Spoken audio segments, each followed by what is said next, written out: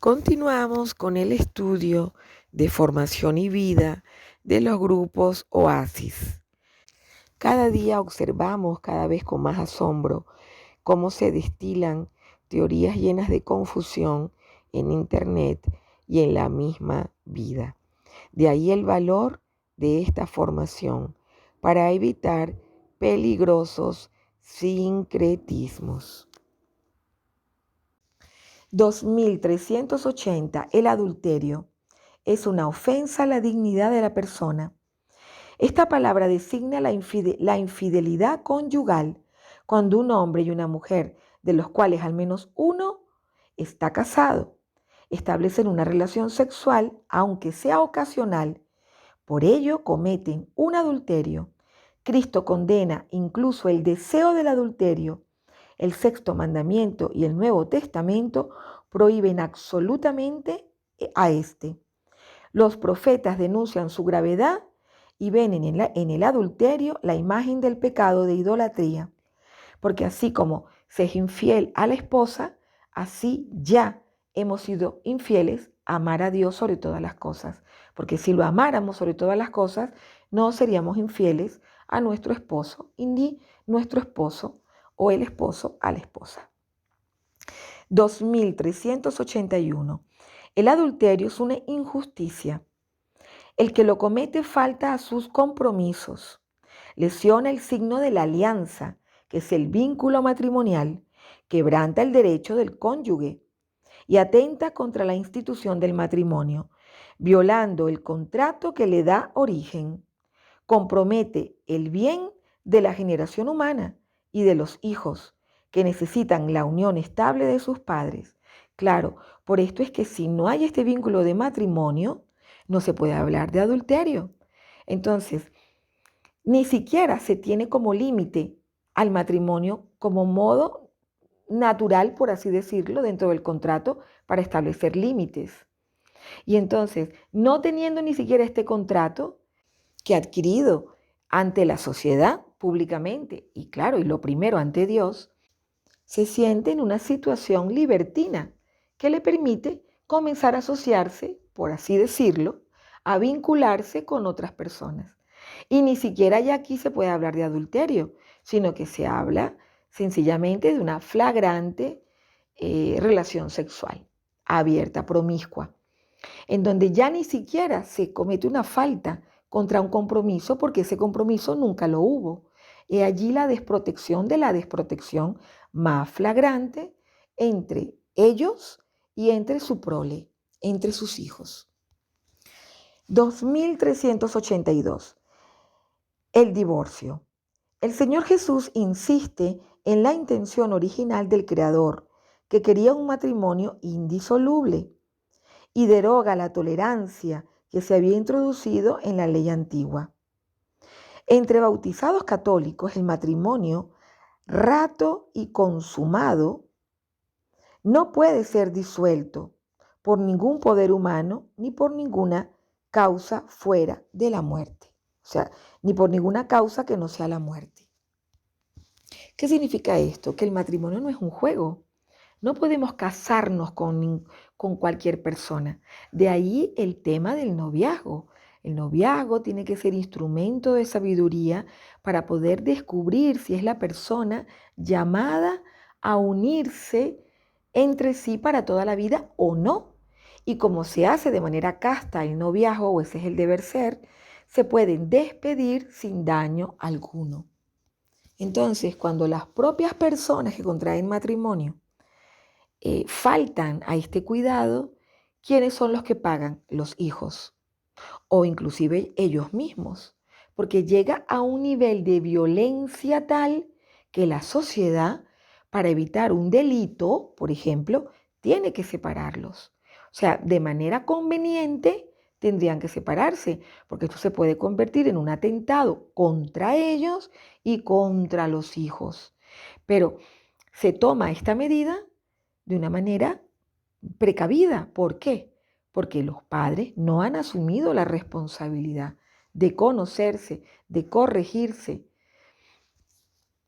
Y obviamente, llegado a estos niveles tan exagerados de vida, pero que lamentándolo mucho ocurren, pues es obviamente preferible una separación antes de una muerte. Es algo obvio. Pero como dice, esto no es lo que quiere el Señor. Esto no es el deber ser. 2383.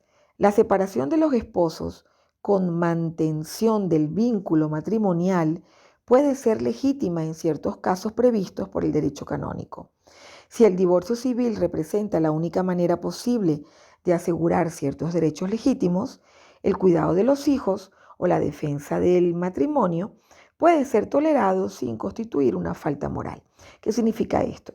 Por ejemplo, situación de los padres, a papá y mamá, que llegan a un acuerdo, dicen no nos vamos a separar, no nos vamos a divorciar, vamos a mantenernos en una sana amistad, vamos a llamarlo de esa manera para hacernos entender, para llevar adelante nuestra familia y para no hacer daño a nuestros hijos y para no perjudicarlos a nivel económico, por ejemplo. ¿No? Se me ocurre un dato a nivel económico. Entonces, no es inmoral hacer esto, ¿no? Porque se mantiene un respeto al hogar, un respeto el uno por el otro, un respeto a los hijos y se lleva adelante, ¿no? Es como decir un matrimonio casto, ¿no? Donde estas dos personas no van a tener un vínculo sexual, se van a respetar, van a ser como unos hermanos, pero manteniendo el vínculo matrimonial. Eso no excusa que tengan relaciones por fuera. Eso lo que está diciendo es que esa decisión no es inmoral. ¿Cuál decisión no es inmoral?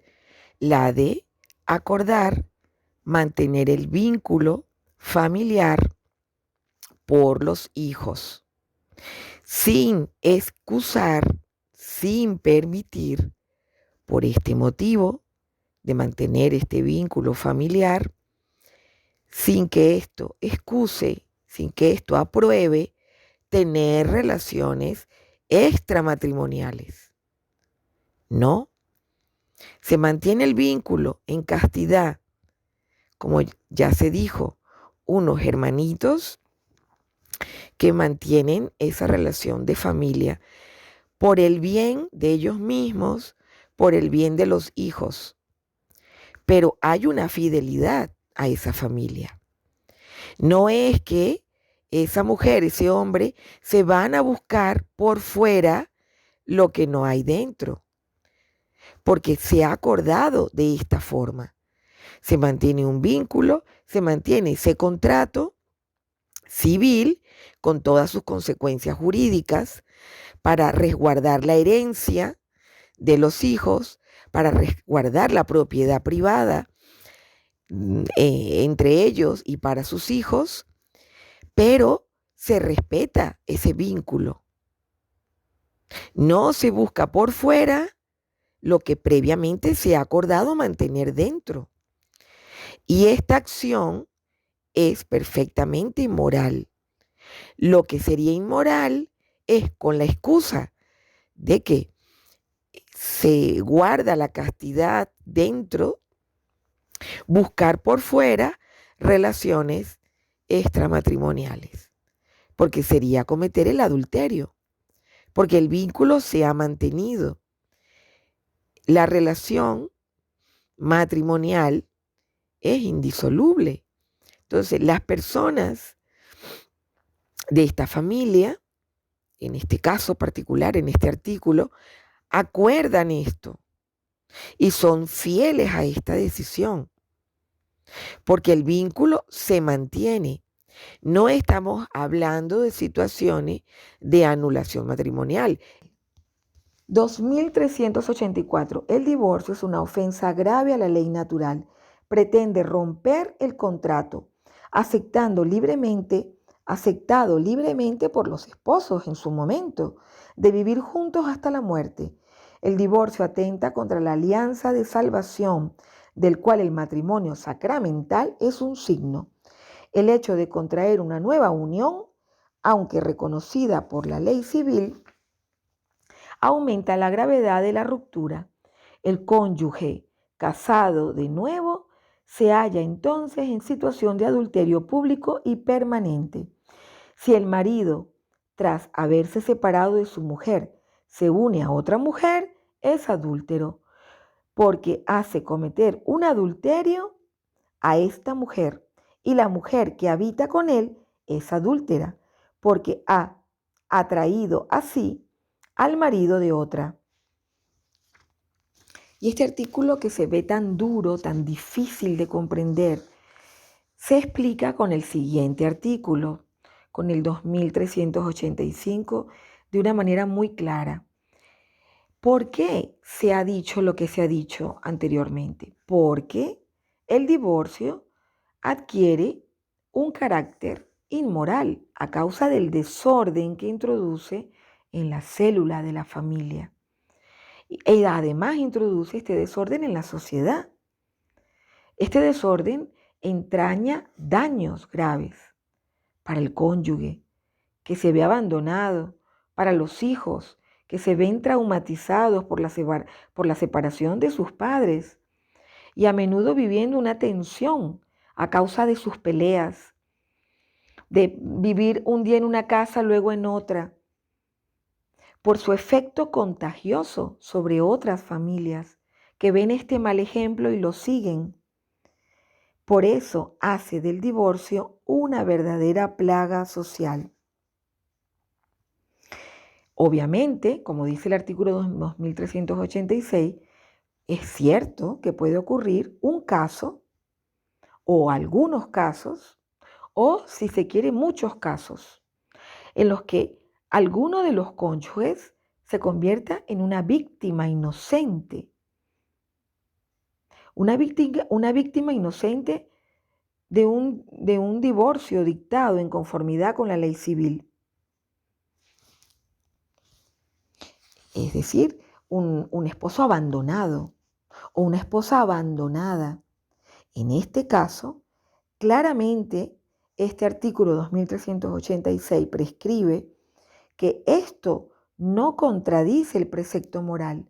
Para esta persona que ha sido abandonada, esta persona no entra en una situación de inmoralidad, pues existe una diferencia considerable entre el cónyuge que se ha esforzado con sinceridad por ser fiel al sacramento del matrimonio y se ve injustamente abandonado, y el que por una falta grave de su parte destruye un matrimonio canónicamente válido.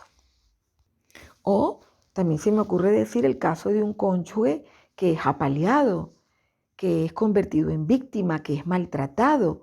Entonces aquí están dadas todas las justificaciones para que no incurra en un acto inmoral, porque entonces a través de un proceso canónico se puede gestionar, por ejemplo, la nulidad o gestionar la separación preventiva o pare usted de contar multitud de modalidades que la Iglesia puede aprobar, porque la Iglesia jamás en ningún momento va a permitir situaciones de verdadero maltrato y de verdadero sufrimiento en alguno de los cónyuges. Pero no podemos hacer de esto la ley, la regla. En una gran mayoría de casos, estos divorcios no suceden por estos motivos, sino sucede por un comportamiento inmoral, un comportamiento imprudente, un comportamiento caprichoso en la sexualidad que hace quebrar y quebrantar ese vínculo que hay que recordar de nuevo que se hace ante Dios y ante los hombres y que protegerá a los hijos. 2387. Otras ofensas a la dignidad del matrimonio. Antes bien, tenemos que decir que hoy en día existe la nulidad matrimonial. Ya desde hace varias décadas la Iglesia ha aceptado esta posibilidad a nivel canónico, en donde estudiando determinadas circunstancias de un matrimonio mal realizado, porque por distintos motivos, porque uno de los cónyuges no era consciente de lo que hacía, era obligado, era etcétera, por varios motivos, se puede declarar la nulidad, pero no es un capricho de la iglesia. A esto hay que comprobarlo, porque hay que hacer justicia. No hay misericordia sin justicia. Entonces se tiene que comprobar la verdad, la veracidad de estos hechos. Es decir, estamos hablando siempre de una iglesia comprensiva que busca ser comprensiva de estas realidades duras. 2387. Ofensas a la dignidad del matrimonio. Es comprensible el drama de aquel que, deseoso en convertirse al Evangelio, se ve obligado a repudiar a una o a varias mujeres con las que ha compartido años de vida conyugal. Sin embargo, la poligamia no se permite y no se ajusta a la ley moral, pues contradice radicalmente la comunión conyugal. La poligamia niega directamente el designio de Dios, tal como es revelado desde los orígenes, porque es contraria a la igual dignidad personal de cada hombre y de cada mujer ante Dios, que en el matrimonio se dan con un amor total y por lo tanto único y exclusivo. Es la exclusividad, es decir, no puede caber otro en esa relación unívoca entre un hombre y una mujer. El cristiano que había sido polígamo está gravemente obligado en justicia a cumplir los deberes contraídos respecto a sus antiguas mujeres y a sus hijos. Es decir, vean también la belleza del artículo y de la justicia, porque aunque está llamado a realizar un matrimonio monógamo, no por eso debe abandonar los deberes con los hijos procreados.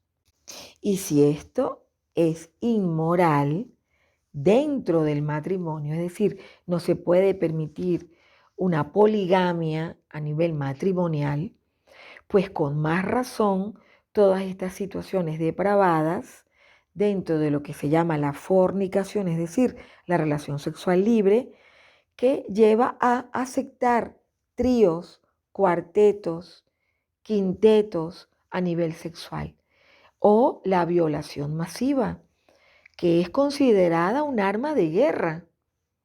Es en Europa y en algunas, en muchísimos lugares como la India, que se ha visto como un acto sexual admisible, aunque depravado. Pero a nivel psicológico, a nivel policial, está totalmente admitido que este tipo de relaciones triples son verdaderas armas de demolición de la identidad de la persona. Destruyen a la persona, buscan demoler su identidad, su ser psicológico, su persona. Y es terrible cómo se pretende dar a este delito un aire de aceptación simplemente libertina a nivel sexual. Es catastrófico. 2388.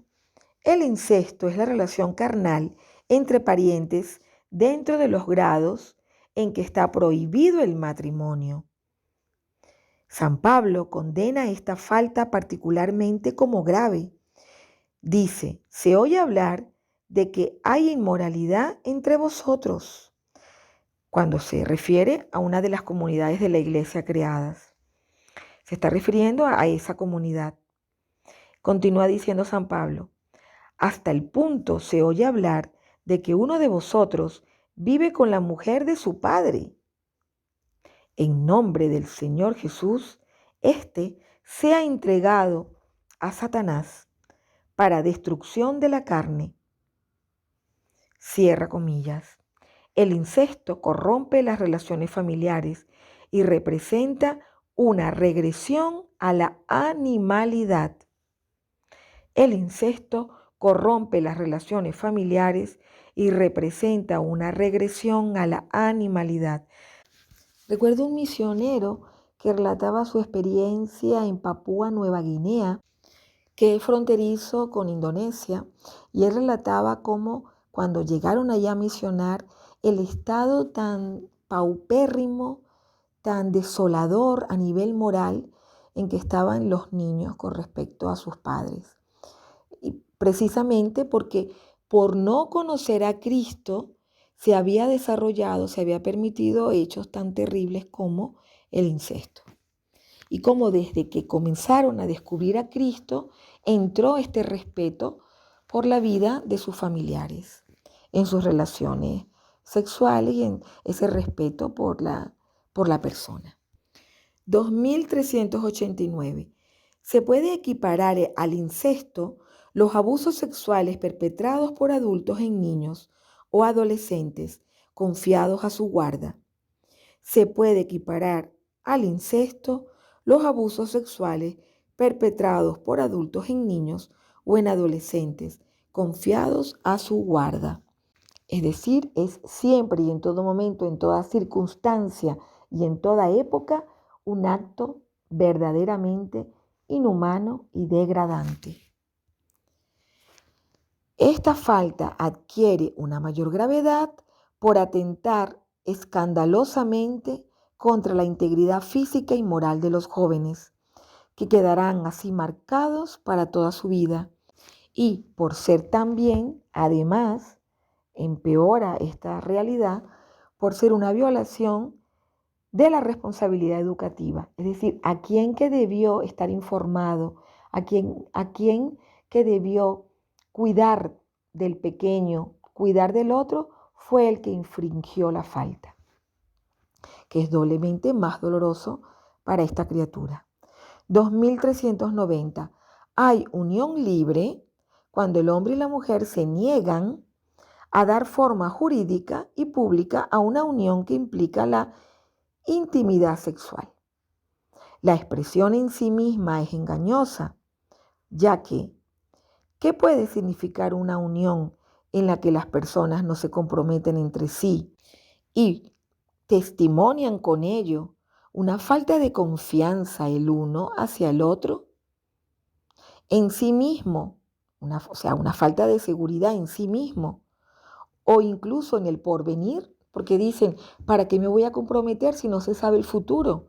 ¿Para qué me voy a comprometer si mañana puedo cambiar de gustos y me puedo enamorar de otra persona? Si es que yo lo que digo es que estoy enamorado, porque puedo decir que ni siquiera es amor. Entonces, ni siquiera esto se puede llamar unión. Ni siquiera se puede llamar unión libre, porque no es ni unión ni libre. Esta expresión abarca situaciones distintas. 2 puntos. Normalmente abarca el concubinato, esto es, aparentar una relación marital cuando no lo existe. 2. Incluye o abarca la situación del rechazo frontal del matrimonio en cuanto tal. 3. Refleja una incapacidad de unirse mediante compromisos a largo plazo. Todas estas situaciones antes nombradas ofenden la dignidad del matrimonio, la dignidad de la persona que está llamada a la trascendencia, a cosas grandes. Destruyen la idea misma de la familia, porque debilitan el sentido de la fidelidad y del amor. Estas prácticas son contrarias, estas situaciones antes nombradas, la incapacidad de unirse mediante un compromiso, el rechazo frontal del matrimonio, el simular una relación marital que no existe. Todas estas situaciones son contrarias a la ley moral. El acto sexual debe tener lugar exclusivamente en el matrimonio. Fuera de este, constituye siempre un pecado grave y excluye de la comunión sacramental. La persona no puede entrar en comunión con Dios. Y si no puede entrar en comunión con Dios en la tierra, va a entrar en el cielo. Es una contradicción. Entonces, estamos llamados a ser hospital. ¿Cómo se es hospital? Primero con formación, formándonos ante grandes ignorancias. No podemos conocer lo que desconocemos, aunque parezca contradictorio. Y si lo conocemos y no lo aceptamos, es diferente, porque estamos rechazando ya con conocimiento la ley de Dios. Pero hay mucho desconocimiento en todo esto. Y este mismo desconocimiento, si la persona ejerce su capacidad de mansedumbre y de comprensión, este desconocimiento se puede convertir en su misma tabla de salvación. Porque, ¿qué hace falta para conocer, para aprender? Aceptar la falta de conocimiento. Y si después lo rechazamos en banda, ya esto se convierte en un acto plenamente consciente, lo que agravaría, por supuesto, el acto inmoral.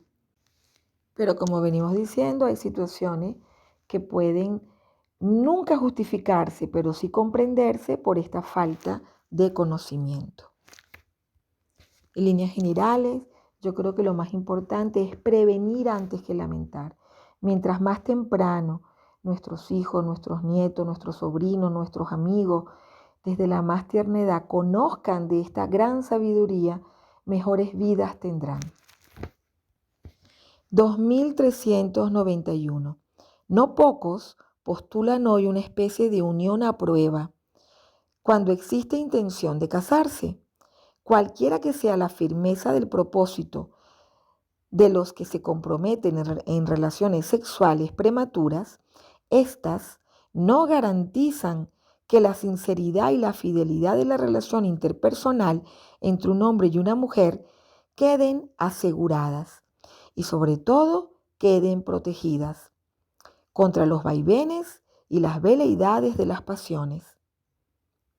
La unión carnal solo es moralmente legítima cuando se ha instaurado una comunidad de vida definitiva entre un hombre y una mujer. El amor humano no tolera la prueba.